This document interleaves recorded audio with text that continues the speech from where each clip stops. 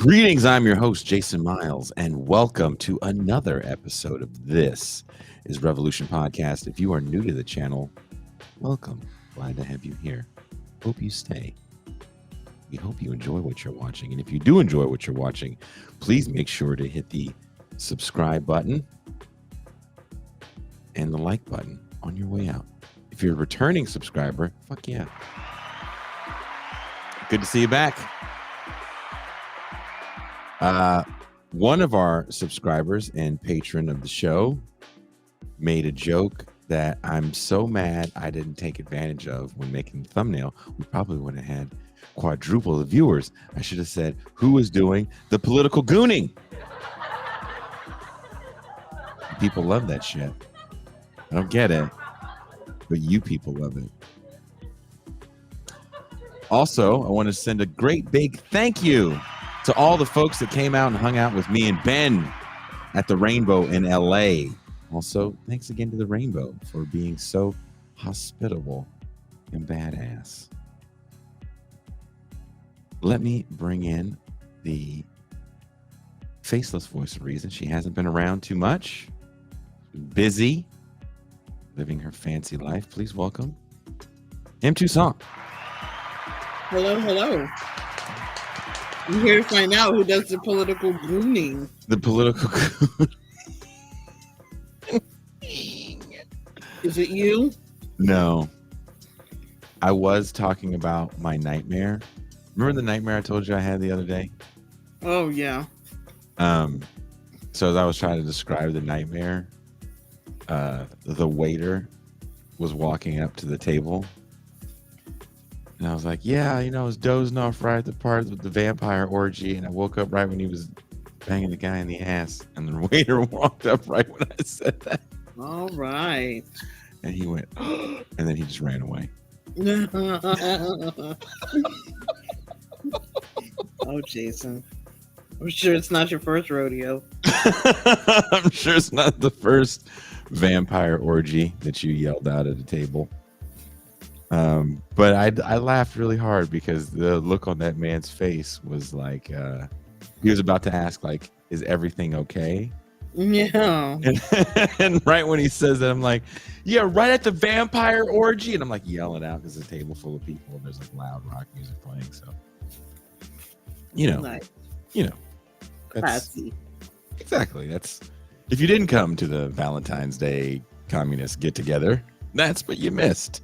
Yep. Someone says, I guess political gooning would be a whole other video. Mm-hmm.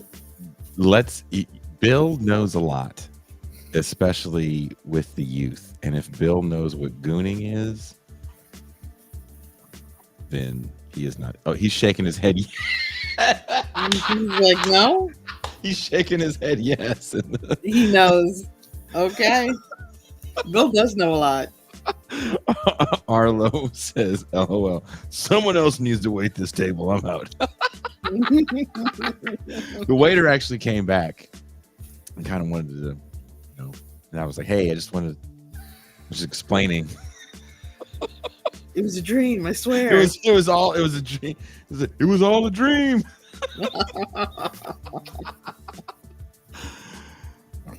But let's get serious here. Who's grooming the politicians? About a week ago, I saw a post from Adam. Is it Conover? Conover. About a political phenomenon he sees in his new home of Los Angeles. He says he sees more and more people running as Democrats who are actually backed by Republicans. There is a fear that people simply vote like they are signifying their gang affiliation. Your platforms matters less than the letter next to your name that will then signal my loyalty oath or vote. If Adam is correct on this, then what does that say about candidates that purport to espouse leftist values? Maybe they're DSA members. Maybe they even say they're socialists. What if these same people are taking money, not from Republicans, but from the Democratic Party, or Democratic Party donors? Should we worry about these people as well? How pervasive is this in the political arena and academia? And to talk to us about this, we have political insider Bill Cody, who worked for LA City Council member Gil Cedillo and has some inside dope on who gets money from where and how in certain areas. Having progressive credentials can get you in office, but who will you serve if your funding is coming from a nefarious source? Please welcome Bill Cody. Hey there.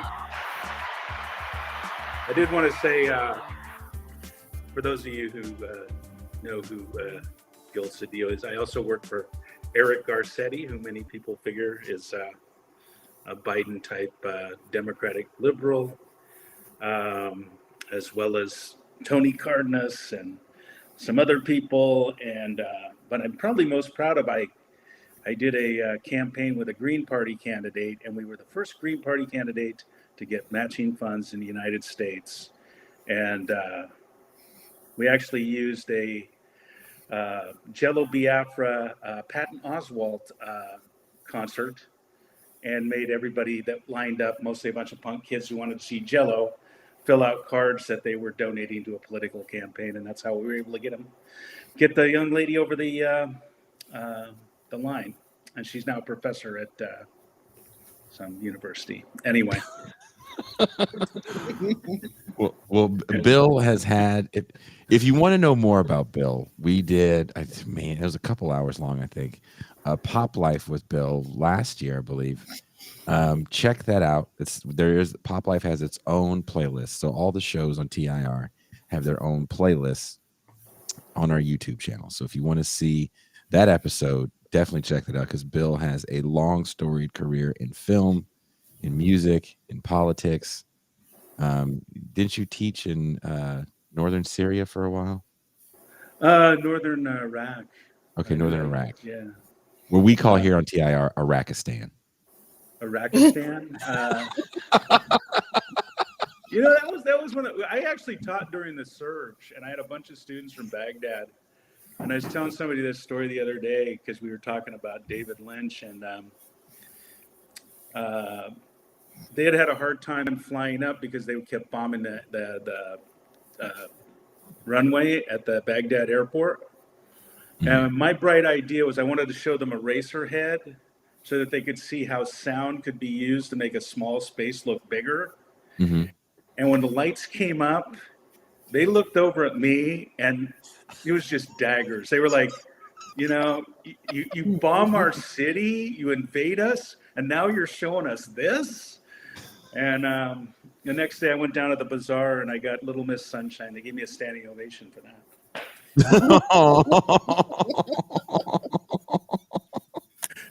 They were not too thrilled with the Eraserhead. And they were like,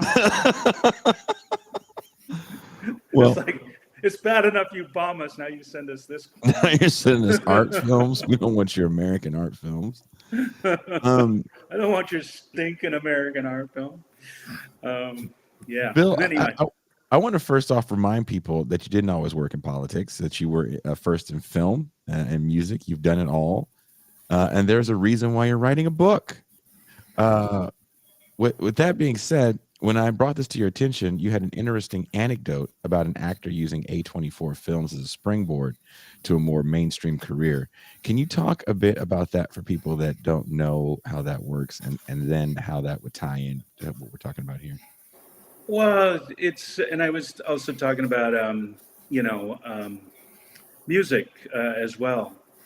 A lot of times you put somebody in a certain type of film, you put them on a certain type of label that has connections to bigger labels and bigger agencies so that they get that street cred, and then you move them up in the world. And, there's nothing really wrong with that, but it's like, most people get in these jobs because they want to be somebody. And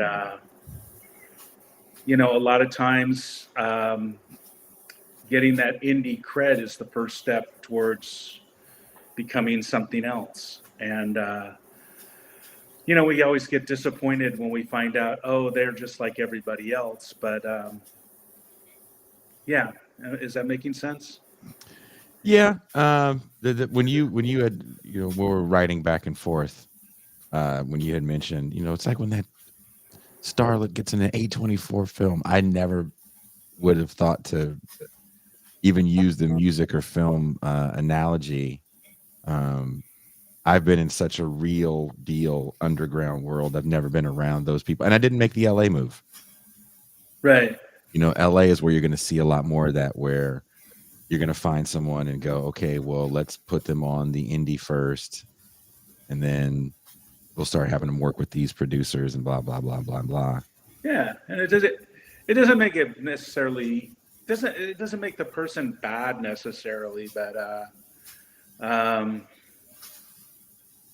just don't be surprised that that little indie band on the Warped Tour 2 years later is like writing big huge pop songs with producers from Sweden. I mean, that's just how it works sometimes. So basically what we're saying is it's not that people are selling out, it's that their image was a bit contrived.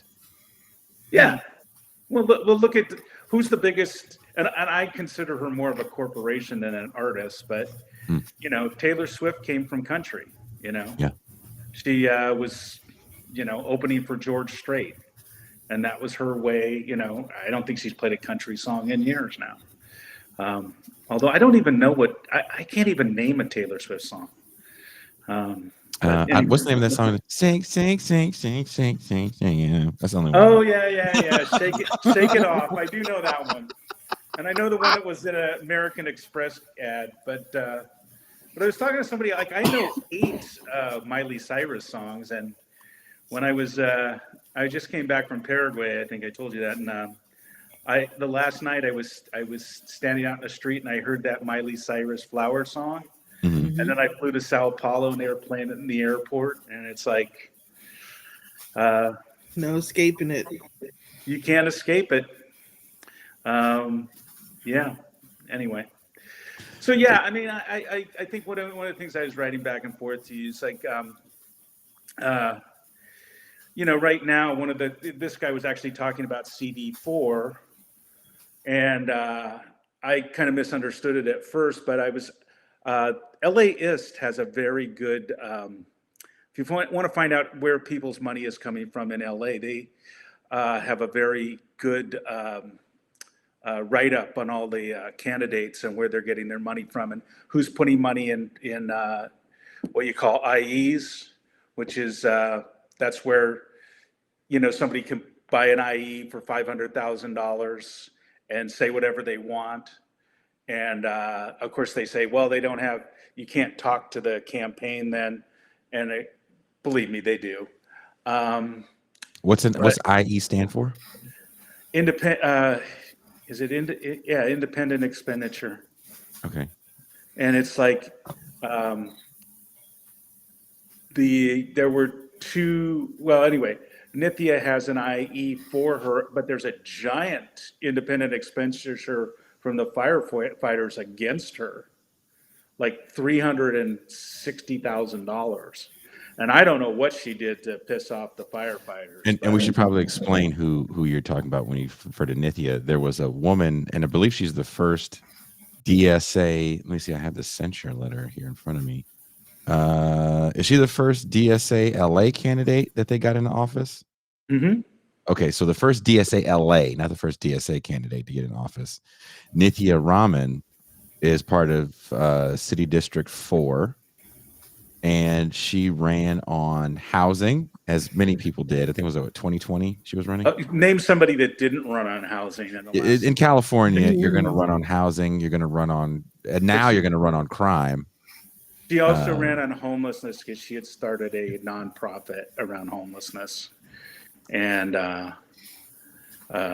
she was a DSA member. I wouldn't say, in my opinion, she didn't do the exact same thing that we saw with people like AOC, where there was a viral video that launched her into the public light. It was the first time I saw her was an interview, I think on something like Democracy Now, where they were talking about, oh, there's a socialist candidate running in LA. And I thought, oh, this is going to be interesting. Oh, a socialist running on housing in Los Angeles. This should be interesting. And we've had different people on in SoCal, the activist class, that have not been too happy with her and don't necessarily feel that she is really a socialist or even espouses socialist values.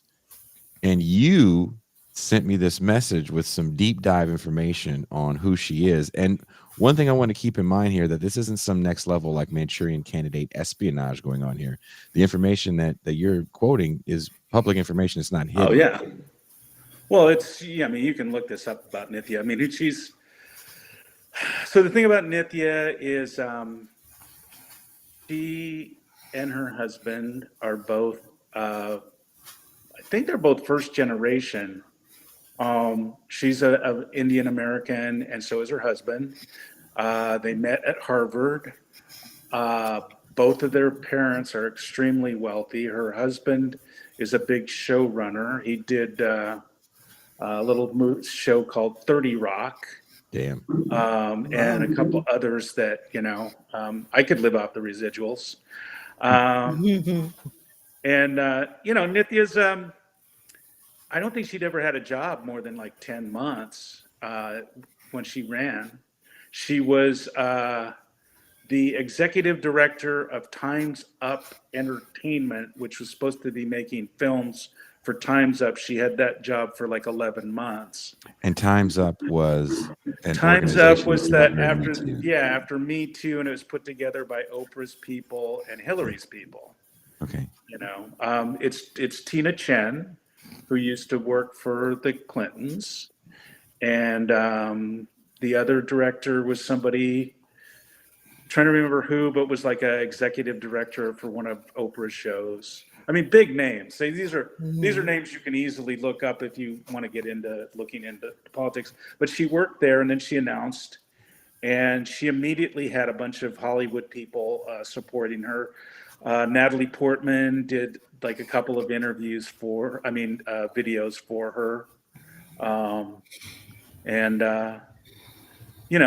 She ran under the DSA banner, and Ground Game LA, which was a group that started up. I think they're still around. That's connected to DSA. Mm-hmm. Which, first of all, some of these tactics have been used by other people, and they're great tactics. Ground Game was knocking on doors for her, mm-hmm. and they've knocked on doors for other candidates, and knocking on doors is a big deal. It really still works. Candidate doors. Yeah. I'm so sorry. But do you think the people knocking, I don't want to say are being duped. Do you think they're true believers in the fact that they can have a socialist in office? Or are they just true believers in the rhetoric? LA's an interesting place. Sit back. And okay, I'll put it to you like this. So when all the George Floyd stuff came down, right? All the signs in the windows of the liberal neighborhoods in LA went up, defund the police,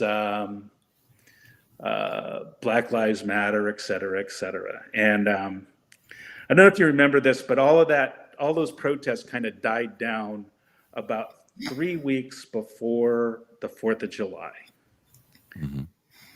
Those same people bombarded me with so many phone calls about, there's a guy blowing off fireworks in my neighborhood and the police are not down there arresting him. Oof. And they don't even see the irony of calling me up and screaming at me, where are the police? The guy is blowing off M80s down the street after they just put a sign up that said defund the police. they don't, things like that don't think of it. And it's the same thing if an unhoused person is living in an RV, they have sympathy for them until they put that RV on their street, and then they are very, very upset, and they want the police there now. Mm. That's LA. And particularly not just LA, but it's LA. It's a certain type of LA person. So yeah, they probably felt really good about voting for I'm voting for a socialist, but at the same time, like that's what we were just talking about earlier. Is Nithya she's a full blown Zionist now, and Oh yeah, that's that's because her neighborhood is rich people in the film industry, and so she so you're came trying to say the out. Jews control Hollywood? Yeah, and she has not backed off at all, No, yeah, okay, I didn't say that. Almost got you. I was just stating the facts. And by the way, I don't want to be one of those people. It's not, look, I've lived in Los Angeles. I went to WashU, but most of my friends are self-hating Jews. So Okay, I thought you were going to say only my good friends are Jews. my good friends are self-hating Jews of the, anti-Semitic bent, I guess. Yeah, the pro-Palestinian variety. Pro-Palestinian variety. And, but, and I have friends who, like, I just saw a quote from a good friend of mine who was pretty pro-Zionist. And as you know, I went to Washington, D.C. in March because that's how I think right now. I think it's horrible what's going on in Gaza, and but that's me, and I don't tell other people how to think. But it will be interesting to see how this, as you had mentioned that you talked to a couple of DSA people who were walking for Nithya, Yeah. and I had you look at the DSA just condemned her and sent a letter of condemnation to her. So this kind of gets into the whole value question that I asked at the top of the monologue, which is, if you have the letter next to your name, and I want to get you and Toussaint's opinion on this. When you have the letter next to your name, socialist, I'm a DSA member, blah blah blah. Does that mean anything after you get into the position when you have a donor base now that's making sure you stay in office? Because you will start to get threats from the right, and apparently there is a threat from her right coming in that has some big dollars in this race. Is this a political alignment to stay in office? Kind of shielding herself from an assault from the right? I'm making this sound like it's a lot more physical than it is. Well, okay, and we originally were talking about, so political grooming. Just to start out with, now Nithya is not one of these people, but the person who ran against us had gone through two different candidate schools. One was with the Center of American Progress, and the other one, I forget which it was. But there are these candidate schools. The Democratic Party has one. There's a group called Cora that produced a lot of Democratic politicians in California. Alex Padilla not only came out of there, he was given a scholarship to MIT out of high school to be part of the Democratic Party. He's now a senator. But Cora is a group that it operates mostly in California. I don't know if they operate in the rest of the country, but they're a bunch of young people who are interested in running for office. And they used to ask to come by and speak to me every year when I was in Highland Park. And I would have, 15 eager young people who want to run for office someday, asking questions about gentrification. And How by can the I way, make it work for me? What's that? Gentrification. How can I make it work for me? Oh God! You know what? So when I was in Paraguay, one of my constituents called because apparently that office is not getting back to anybody. I've had a few of these phone calls, but the little restaurant I took you to that I love, the Italian punk rocker guy. Yeah. He's going out of business. It really bummed me out, and they were like, now that the neighborhood wants to, they're worried that whoever it was, the place is being taken over by a big liquor conglomerate, and they're worried that they're going to be selling alcohol late at night. And how can I help them stop it? I said, well, it's grandfathered in, but I gave him the name of who to talk to and who to complain to at the liquor board, and that's. And I said, good luck. Yeah. But Tucson, did you want to add to that? What's that? The political grooming question. I think it matters because do you hear an echo? No. Oh, okay. I do. I have headphones on now. I think it matters because at least initially you're going to have people wondering where your values are. You're going to have a little bit of friction there.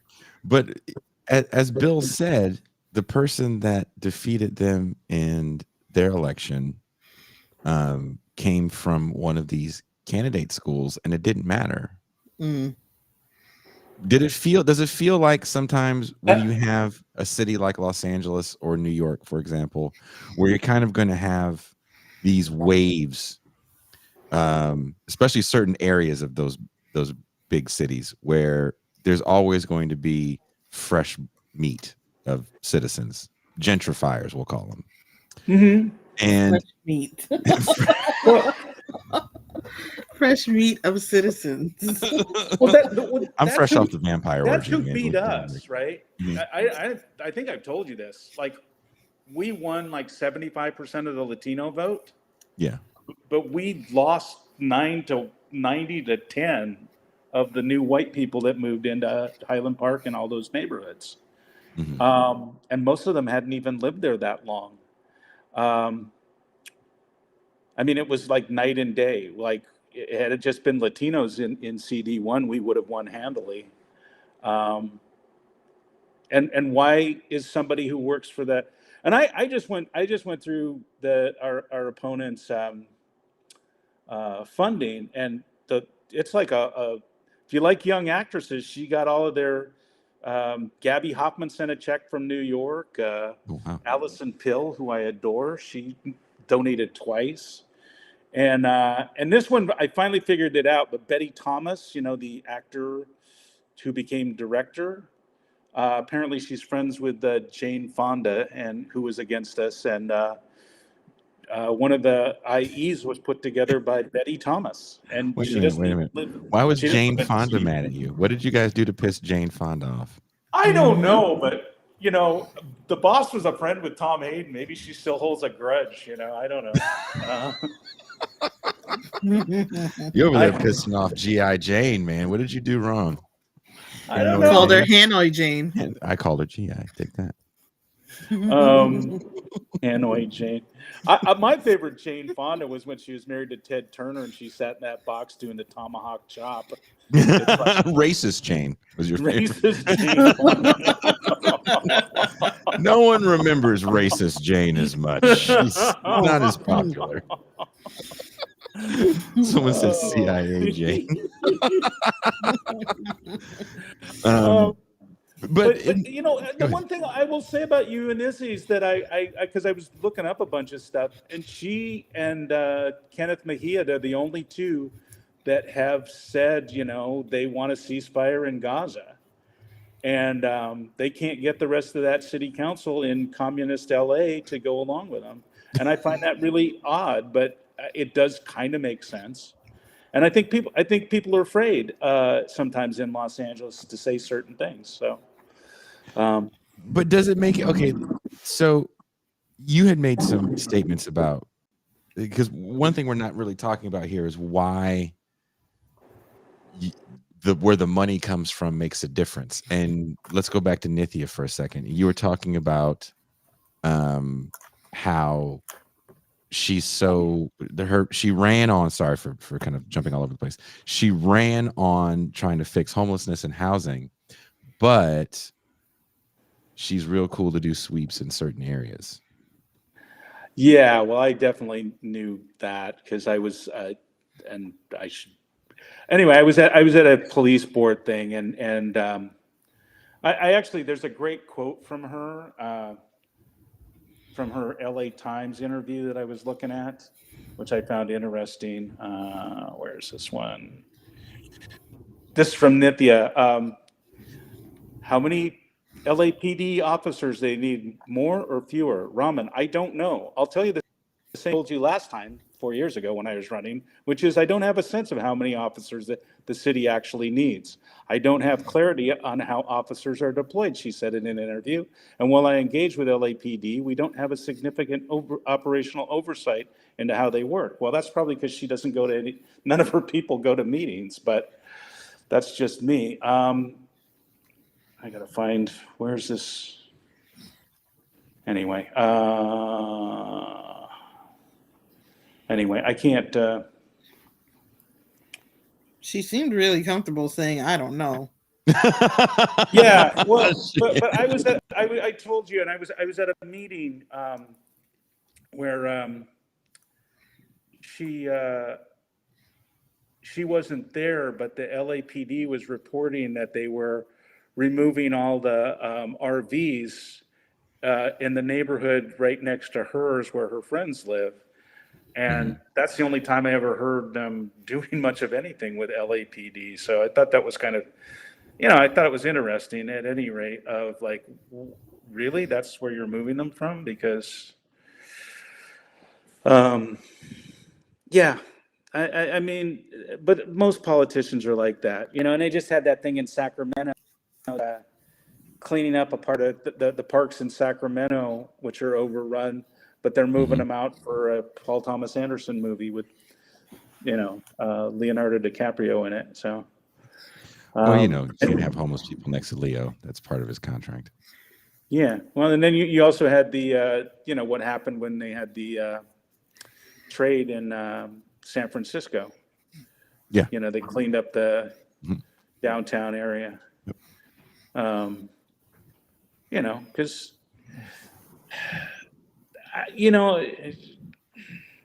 I think these people do care about homelessness because it's the big issue. I think they care about housing because it's the big issue. But most of these people, they want to be somebody.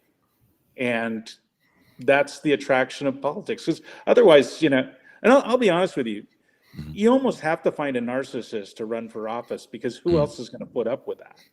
It's a hard gig to go in front of people and have them, so you have to be the type of person who just doesn't give a darn what they say, Everybody thinks that there's some, gosh darn it, honest Mr. Smith goes to Washington ass, fucking guy that they're going to elect into office. I agree with you 100% that you do have to be a bit of a narcissist to go full hog and go, I want to run for office, because also you're talking to constituents that have constant short memories, don't trust you at this point, right? Don't And trust probably any and system. probably shouldn't. Yeah, right. And politics is showbiz for the ugly.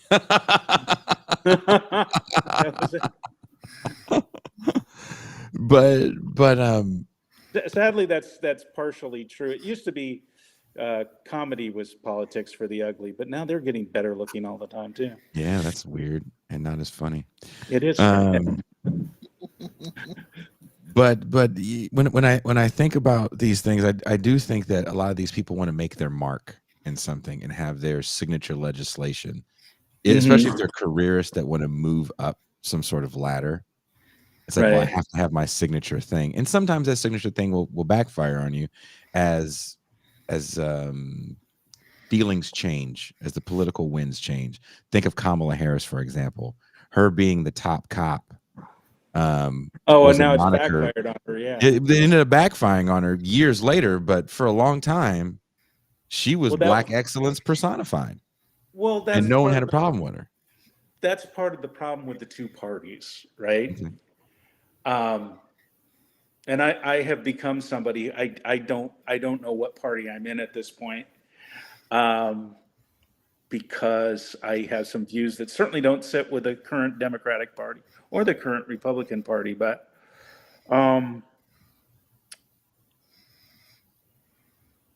everybody looks to the Democrats to be a certain thing, but the people who are, and this just started, it's always probably been true, but particularly when Democratic Leadership Council started, which now people call, you know, neoliberal or whatever, but that all started when the Clintons and all those people started we have to run to the right to become president, was the theory. Mm-hmm. And so now you have a Democrat and you vote them in thinking they stand for one thing, but they suddenly become a warmonger, and we need to lock people up because they don't want to be considered weak, right? Mm-hmm. So you have a better chance, if you want peace, to support Rand Paul, who's kind of an idiot, but Kind of. at least at least he stands for, like, I mean, and maybe it's because of the American First Libertarian thing, but if you want them to stop bombing people in the Middle East and you want to stop, wars all over the world, who do you go to in the Democratic Party? AOC votes for every, money for the military industrial complex, and pretty much so does Bernie. So, I mean, who do you vote for? I don't know. But is it more about voting or more about what kind of power can you have within an organization to push a certain elected official a certain way? Well, that's an interesting thing, because, and I'm going to hate myself for saying this, but maybe Jimmy Dore was right about the whole, Force the vote. force the vote. Because you look what Matt Gaetz has gotten done in his party. Why couldn't that group of people that Kyle Kalinske? And what happened to Kyle Kalinske? He had this great movement started, and the next thing you know, he's like a standard Democrat with blonde hair. Like, what's up with that? Christ. Bill, there you go. There you go, trying to get me in all kinds of podcast trouble with people that I don't know that well and I was trying to have no do beef that. with. But Well, I don't. I'll give you my opinion on force. I'll give you my opinion. opinion on force to vote. There's a massive difference Hmm. between saying we want to force a floor vote for Medicare for all. 'Cause remember, that's what it was about, and people had already said where they stood on it. And Marcus, who was on the show, me and him were having a conversation about it one day, and he actually, if you don't know, worked like yourself for a senator. Yeah, I like Marcus. And he was saying that at that time that it happened, there was one procedure that hadn't happened yet. So people had to first have this one. I can't remember exactly what it was. And he was like, that hadn't happened yet. There was also the thing. There was like money. What checks were supposed to go out at the time? There was like a lot of things. And Marcus was giving me all these laying out all these reasons, right? And he was like, ultimately, that wasn't. What were you going to do after you did that? And there's a huge difference between what someone like Matt Gaetz is doing and what Jimmy Dore is saying you could have done, because it's also about parliamentary tricks and not about people power. That's partly true, but basically the one trick they had was they kept blocking them from getting voted in at the beginning to build that power. I guess my concern, and somebody put, I don't know which party I'm in, means you're a conservative. I don't know if that's true, but who knows? Maybe they're looking at me. He's old. He must be a conservative. He doesn't know what party he's in. But as much trap hip hop as you listen to, you're one an of the interesting things- conservative. One of the things Marcus and I were talking about is, like, they've spent trillions on the F-35, which is a piece of crap, right? Yeah. Even if you were a military person, right, it's a piece of crap.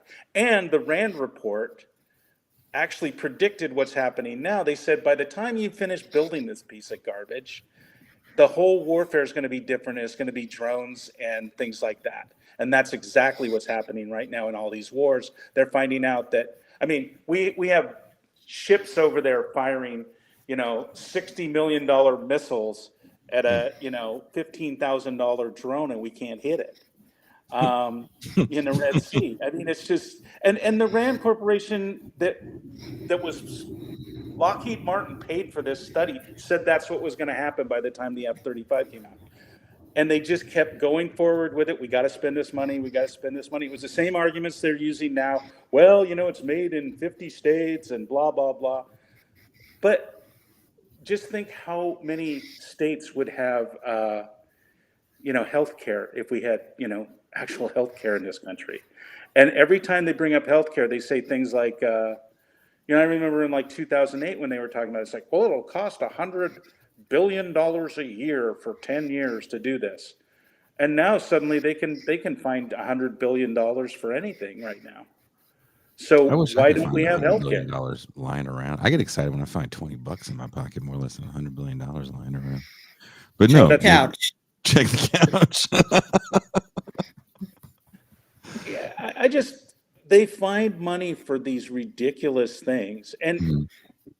and then when you ask for something, so I don't know if force the vote would have worked, but I haven't seen the quote unquote squad or whatever you want to call them. I haven't seen them do much of anything. Because they're not a No. political bloc. But that's the thing. That's all marketing, right? Yeah.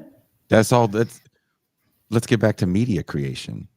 And I think a lot of what we see here with the letters next to your name, D or R or even DSA elected, a lot of times it's about marketing to Mhm.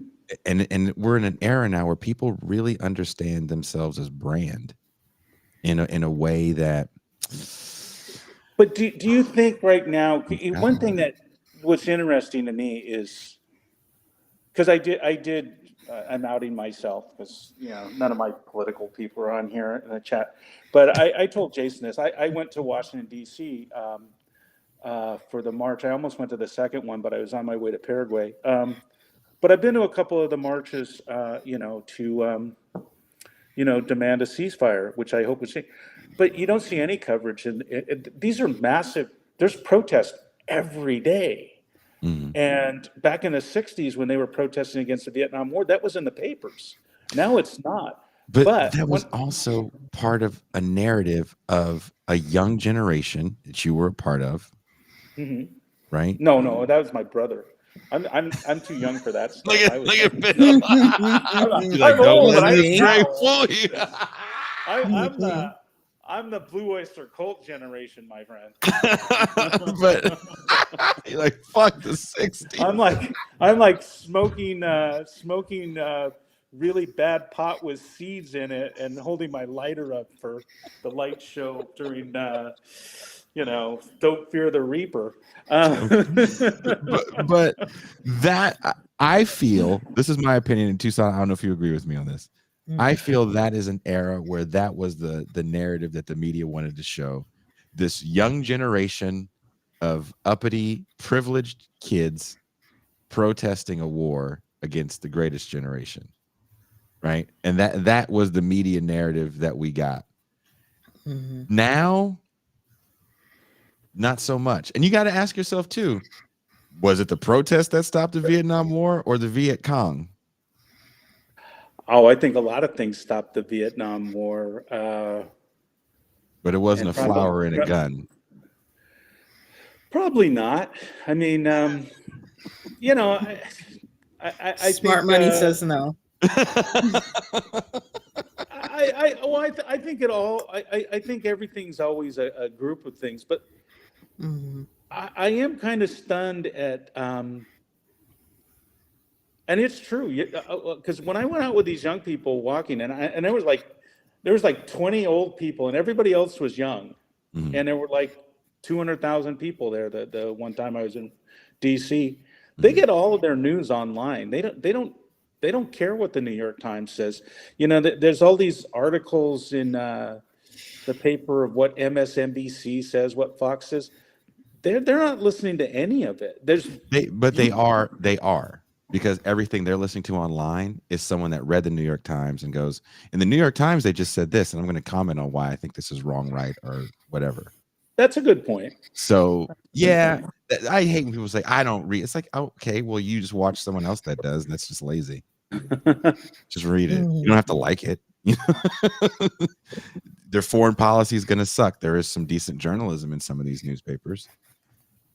There is some decent journalism that you can get out of some of these news shows. Some, not all, but there's nobody on. There's a few people that actually go out, but then you have to, I don't even want to get into the weeds on this. Some of these people that go out and do journalistic reports, it's like, how'd you get that access, man? What is this story gonna be like? You just walked into China like that, willy-nilly, and just walked into China. I don't see anything wrong here. So everybody's having a party. Well, that kind of brings it back to what we are supposed to be talking about. Like, if you really want to be a good voter, right? If you really want to be a good citizen, I think you have to I would say the first thing you want to do is anything you read, any politician, find out who's giving them money. Because it's a transactional world, whether you like it or not. And if somebody gets, $1 million from somebody, that person wants something from them. And more often than not, eventually they're going to give it to them. And, or they'll give that million, the next time they'll give that $1 million to somebody else to run against them, And, I think, I'm just one of these ridiculous people. Like, the first thing I do is look, where did this person go to school who wrote this article? And,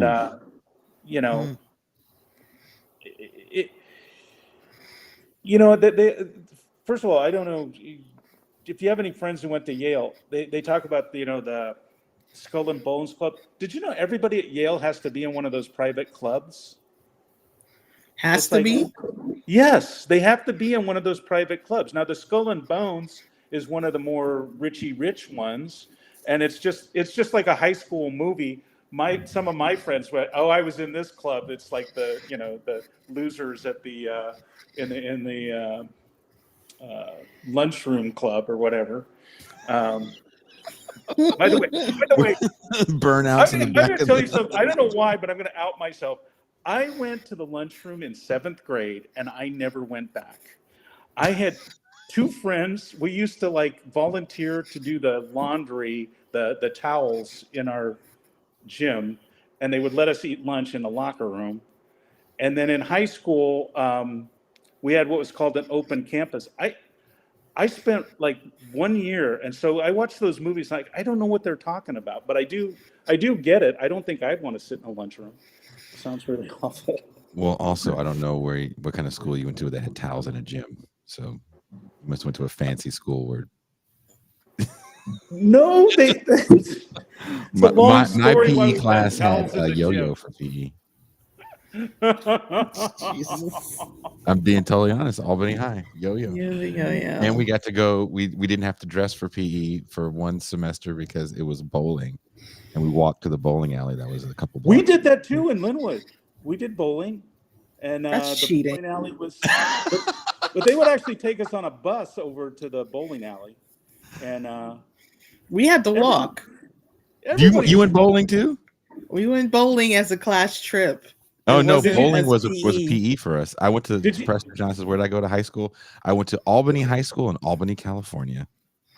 Wow, Albany High Cougars, baby. Did you have a month of dancing each year? We had cultural dancing. 8th grade was folk dancing. We had a square dance and do shit like that. Oh no. And then 9th grade was the big one.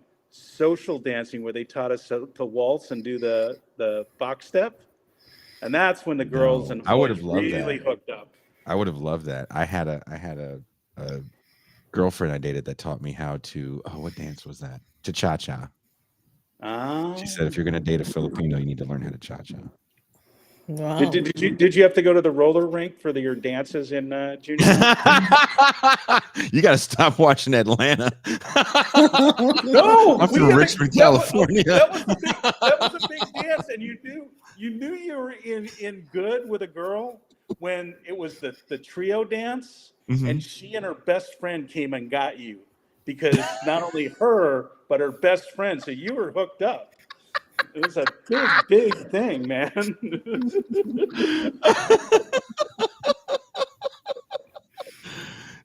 No, we did not have that at my school at all. My school also didn't have things like rallies. And then there Didn't was a have what? You year didn't have rallies? rallies, and then one year we didn't even have cheerleaders. Wow. Yeah. It was a very different school, man. Very Well, different school. Hippies kids. oh, Hippies hippie. kids. I guess hippie. Literally, Country Joe McDonald's son went to school with me. Oh, did you know Seven McDonald? Nope, not that one. Okay. Anyway, Another number. You said Devin or Seven? Seven was Devin. was Devin, I know Devin. No, Devin. Seven McDonald was one of Country Joe's daughters. No, I know I've son. known her forever. Anyway, so back to the grooming. So,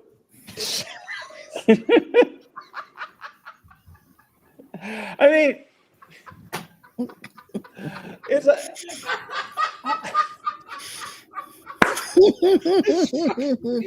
grooming politicians, because that's what we're talking about.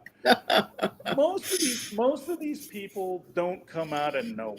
That's kind of my point. It's like they have gone to these schools. They have, and as far as like the DSA and everything, Jason's still laughing. So Wendy Carrillo, who's a friend of mine, and she's running in CD 14 right now, and sadly got because her people didn't handle her right. She got pulled over for a DUI. But I like the way you said that because her people didn't handle it right. they didn't. You're gonna run for city council. You have funding behind you. Somebody should be driving you around. Oh, that's what you meant. I thought you meant they didn't take care of the. So they didn't. I thought the brass knuckles needed to come out. She never should have been driving. Anyway, so CD 14 is Kevin, who was one of the people at that meeting, who's the current city council person. Wendy Carrillo, who she didn't come out of DSA, but she came out of the Bernie movement, right? And she went to Standing Rock because that was the big thing before the DSA. Okay. That's how you got your cred. You went to Standing Rock and protested, and you were a Bernie person who went to Standing Rock, and so she won her seat. And there's money that came in behind her because she was in political circles, and then she became an assembly person, and then she became kind of a standard Democrat. That seems to be how it goes. You come from the left. That's how Barack Obama did it. He's like, that's why I mentioned Freed to you. Yeah. He was in a very liberal district. He hung out with the pastor and the Bill what's his face and his wife that were in the original DSA. What was they bombed the two that teach at Northwestern and University of Chicago that were convicted for bombing. Oh, the SDS, the weatherman people. Yeah. He was hanging out with the weatherman. Bill Ayers. Somebody said Bill Ayers. Yeah. Yeah, Bill Ayers. There. Oh, yes. There we go. Yes, Bill Ayers. But who's the hot wife that? Focus, Bill. You ever see that movie? You're like, I want to be in the Weather Underground. These dudes are cute. They're not hurting anybody. No one's in those buildings. Bernadine Dorn. Go back and look at the pictures of Bernadine Dorn from back in the day. And it's surprising they didn't have more people joining the Weathermen. Is that DSA's problem? DSA has an image problem. Put the hotties first. Those are the good old days. Anyway, but Obama hung out with them, and then of course he, when he was running for president, I don't even know these people. Not only do I not agree with them, I don't know them, and those pictures are faked. And he became a standard. I would say who's a Republican? I think Obama was a Republican. when everybody's a Republican. Yeah. Well, that's the old joke. What do you call a California Republican? A Democrat. Oof. Yeah. Oof. And it's just you can't run as you. So we're so that guy's kind of right that there's probably Republican money coming in on the side of the guy that's running against Nithya. But I was checking it, and most of the money's coming from the police and fire department. They really seem to want her out. Why? Okay, so, and this isn't, I do want to get this straight. I don't know. First of all, I don't live in Los Angeles or vote in Los Angeles, and I have nothing against DSA LA whatsoever. Um, and I don't think Bill does either. Right, Bill? No. Right, Bill?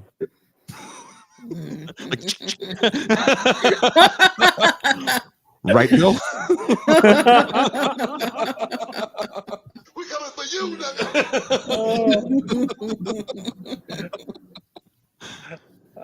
No, seriously. We were with a couple of the guys last night. We had a great time. I have wonderful dudes. No problem. This is No, well, it surprised me because of the fight that they're going through with Nithya right now. I think the person running against her, that the police in Los Angeles, as you know, as a longtime LA resident, is a gang of its own. Well, I will say it's a whole different animal right now. It's something like 85% Latino. Yeah. And as you know, I was friends with and went to all the punk rock shows back in the day, and they did used to. I mean, Daryl Gates was a different animal. Oof. And they used to surround the clubs and just beat the shit out of the kids, and they used to do that at protests too. All through the 90s, there used to be a September student criminal justice march, and every year they beat the shit out of the kids, and it was like, I'm not sure I've talked to you about this, but I originally got recruited. I got recruited to do regular politics I was part of a group called Direct Action Network, and we did protest around globalization, and the nobody even seems to remember the battle in Seattle anymore. We did the DNC, and then I was recruited to do regular politics after that, because I was kind of just volunteering and doing stuff. But when we did we had a thing called the Convergence Center, and that was when they just started penning up the kids or any protesters. They would make you stay a long way from the venue, and you have to speak in a that's when they beat everybody up. And it wasn't, everyone says that the Rage Against the Machine, it was Rage Against the Machine had already left the stage. It was during Ozone Motley's set that the cops came in, maybe because they didn't What concert is this you're talking about? There was for the 2000 DNC, we had the 2000 DNC. Okay. And they made everybody go in a pen to watch. Mm-hmm. And then they came to the back of the pen, and the police said everybody has to leave now. And then they stood. There was only one exit, and they were in the exit. And then they just started shooting the shit out of, they had those beanbag things. Yeah. And it was just, it was just typical LAPD back then. And that was a different time, because Tom Brokaw called us despicable young people and blah, blah, blah. And it was a bunch of, most of the organizers were at the ACLU, and they're the people who went on to become Democrats and be part of the city council. But so they Rage Against the Machine played, and then Ozone Motley got on stage, and that's when they started shooting rubber bullets into the crowd and telling everybody they had to leave. And I don't know where it's going with this, but can we say shout out to Ozone Motley for following Rage Against the Machine, because that's a really tough follow. It is, Yeah. but maybe they just weren't. They wanted us to stay there and watch Ozone Motley. You know that you got all hyped up. Watch Latin music infused with hip kids hop. from the East Side that did the social justice marches, Yeah. and we would help them, and the cops would just beat the shit out of the kids every year in September. It was like and they didn't arrest anybody because they didn't want to arrest anybody. Like, what are you They just going want to to beat the shit out of people.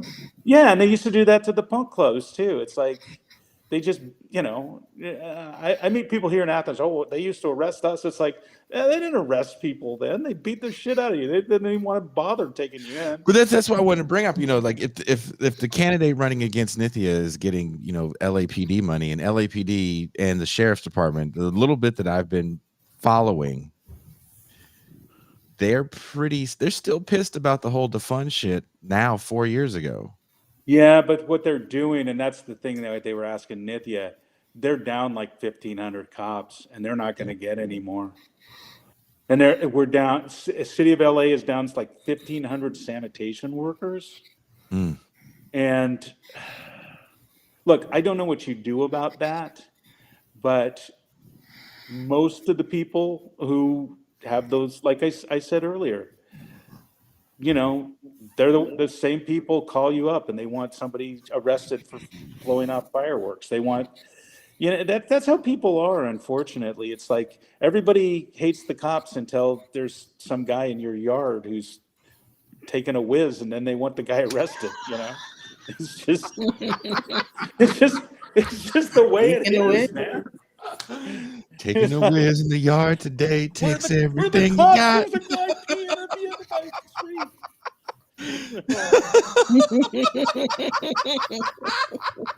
street. Wouldn't you like to get away? And I told you this. This is like I'm out there with people, right? And I always knew it was coming when somebody would sidle up next to me, right? They didn't want to say it in front of everybody else. And go like, Bill, it's not that I don't have empathy for the homeless. And I knew that the next thing that was coming was something along the lines of, have you seen some of the things they do in Saudi Arabia to people? Not all of the Führer's ideas were wrong. Well, Jesus. I'm not saying we starve them, just gas them first. But whenever they said that, and it was like it's they don't even know what a stereotype they are, because that's always how they say it. It's not that I don't have empathy for them. It's like empathy or sympathy. Should we argue definitions here? So someone says NIMBY will save us all. Look, it's P in my front yard, so you're gonna have to change that acronym to peeing in my front yard.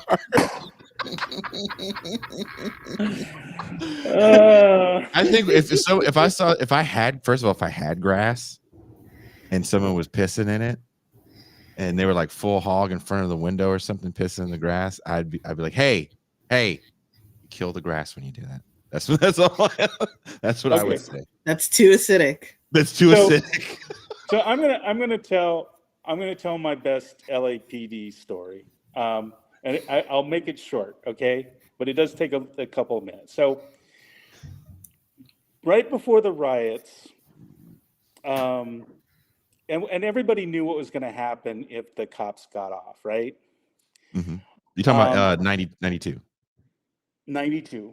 Okay. I had just changed my life, and I had a handful of days at the time of not putting a lot of substances in my body.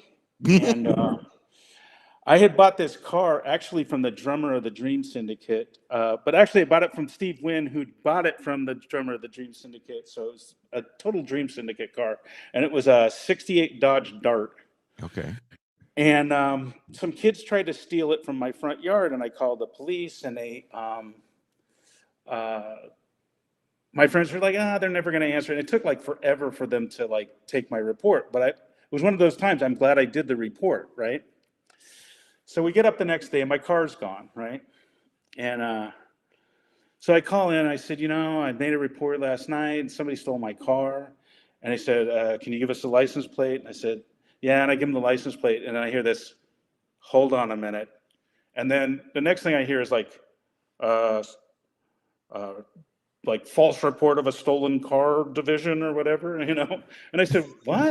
And it's like, just give us your license number. And then I give the plate number again. He goes like, hold on a second. And then I get like hit and run. You know, anyway, turns out that these guys had stole my car and smashed it into a police car, right?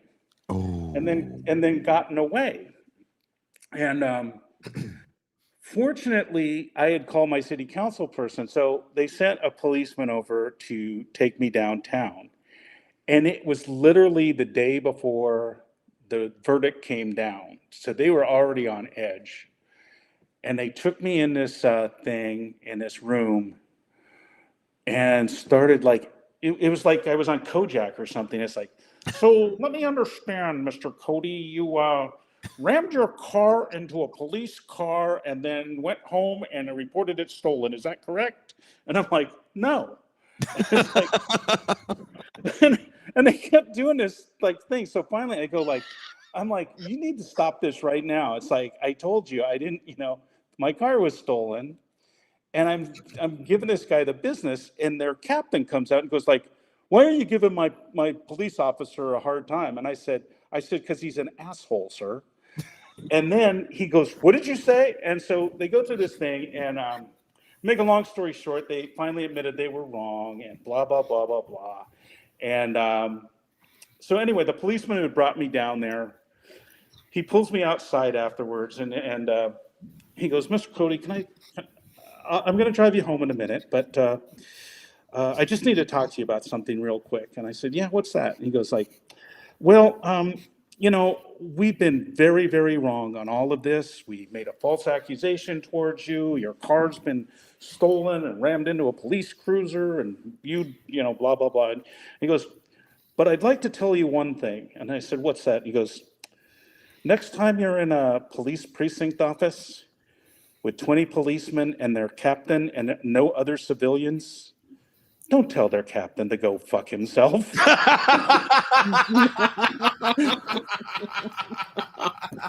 because it's a really bad idea. And I don't want to say this wrong, but you're kind of lucky. You're kind of lucky I didn't fuck you with this baton. But I was like I didn't have any, I mean, I was newly clean and sober, and I was really angry, and they fucked up my car. And then the next day, the riots broke out, and, you know, they fucked up your rental. What's that? I said, then they fucked up your rental. Yes. Rodney King. You're like, no. And the funny thing is, the meat puppets were coming up to town. They were going to stay at our house, but they couldn't get in because we were blocked in.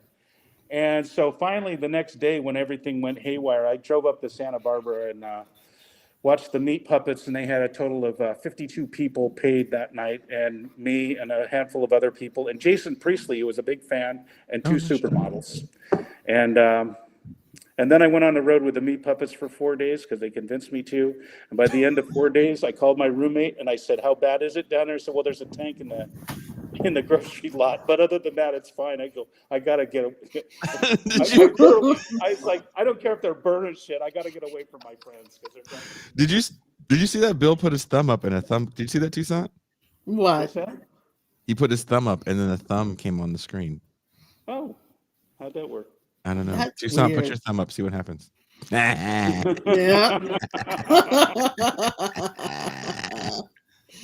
I did my part. So, Toussaint, in closing, how do you feel about are we doing the champagne room? Oh yeah, we're getting ready to do the champagne room, so we're wrapping this one up. Toussaint, right. How do you feel about grooming? It's okay when it's done to pets. Pet grooming is okay. Some kinds of grooming are okay. Mm-hmm. Pet grooming is one of them. All right. Hey, I read the thumb as a thumb. I like that. I don't know. How does he do it? I think people are reacting during the show. Maybe that's it. No, it has something to do with your. I don't know how he did it. All right. Well, Bill's ready for the champagne room. Someone says there's no link to the champagne room in the Patreon. I don't know if that's true. If it is true, then they're liars. Okay. It should be up. It should be up. Make sure you hit like for this show. That's what the thumbs up is supposed to be. That's what you're here for, God damn it. So Hit like. thank you guys for checking everything out. If you're new here or a returning subscriber, please don't forget to hit like if you haven't. If you're listening on Apple, subscribe and you can get access to the champagne room as well, which we're going to in just a second. If you have the means and you enjoy what we do here on TIR and want to make sure we can continue to bring you this level of serious content, talking about Bill getting his Talking shit about by the police, then become a patron for as little as $2 a month or $30 for the year. You can have access to the patron-only champagne room, join us for movie nights, get special patron-only merch, and so much more. Okay, apparently when I hit publish 4 days ago, it didn't publish. So I will put that link up. Just give me a second. Bill, thank you for joining us, and we will see you guys in the champagne room where if you guys would have saw this, I was opening up the phone lines for tonight. Oh. So if you guys have something you want to say about the first hour, we're here for it in the champagne room. And also, we have videos to watch. Wow. We have more daily affirmations for Black people by our favorite white woman. More videos of my favorite materialistic couple. You know, the kind of stuff that goes on in the champagne room as well. So we are